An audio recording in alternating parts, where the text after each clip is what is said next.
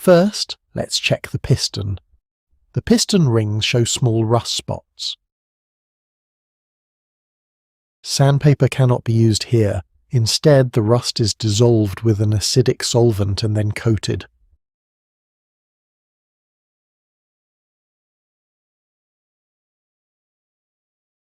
As expected, this is a racing piston. It has machining that you normally do not see on production motorcycles. The weight reduction is extreme. A lot of material has been removed to make the piston as light as possible.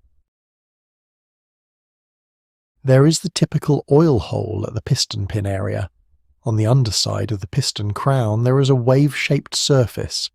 This helps dissipate heat and allows the fuel mixture to absorb heat efficiently.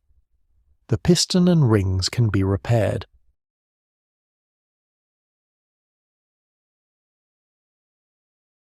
Next, let's look at the cylinder. The plating has been worn by the piston rings. The base material is visible.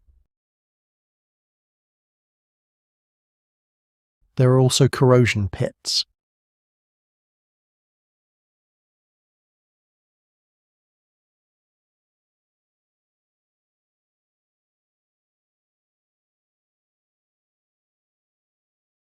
Now let's check the lower side. Unlike the upper area, the side surfaces that the rings do not touch show almost no wear. The transfer port plating has peeled off. The transfer port plating has peeled off. This area cannot be repaired.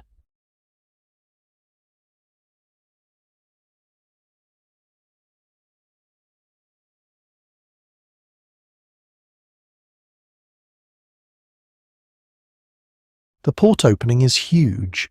This is one of the differences between racing engines and production engines. This large intake flow is what produces incredible power. This is the reed valve mounting area. The direct port is very aggressive. For this displacement, this port size would be impossible on a production motorcycle.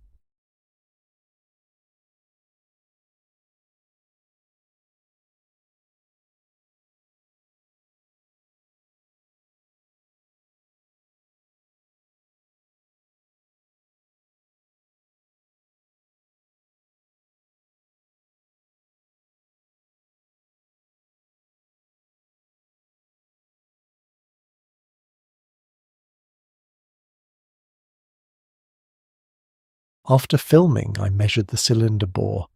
The result was not repairable. The bore diameter had increased by more than 0.05 mm due to piston ring wear.